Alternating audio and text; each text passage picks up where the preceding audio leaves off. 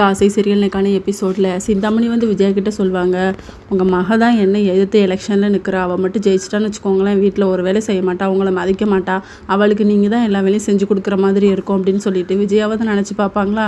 அவள் அதில் ஜெயிக்கவே கூடாது, நிற்கவே கூடாது அப்படிங்கிற மாதிரி சொல்லிட்டு அதை நான் பார்த்துக்கிறேன் அப்படின்னு சொல்லிட்டு போயிடுவாங்க. வீட்டுக்கு போனதுக்கப்புறமா மீனா வந்து வீட்டில் இருக்க எல்லாருக்குமே ஸ்வீட் கொடுப்பாங்க.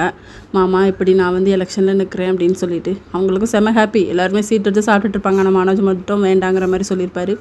விஜயாவும் கரெக்டாக வருவாங்க. விஜய்கிட்ட போய் கொடுக்கும்போது விஜயா வந்து தட்டி விட்டுருவாங்க. உனக்கு கொஞ்சமாக அறிவு இருக்கா, இப்படியா பண்ணுவேன், அந்த பொண்ணு எவ்வளோ ஆசையாக வந்து தந்துச்சு, இப்படி பண்ணுறியே அப்படின்னு சொல்லி திட்டுவார். நம்மளை இவன் வந்து எலெக்ஷன் நிற்கிறது எனக்கு பிடிக்கல அப்படின்னு சொல்லிட்டு.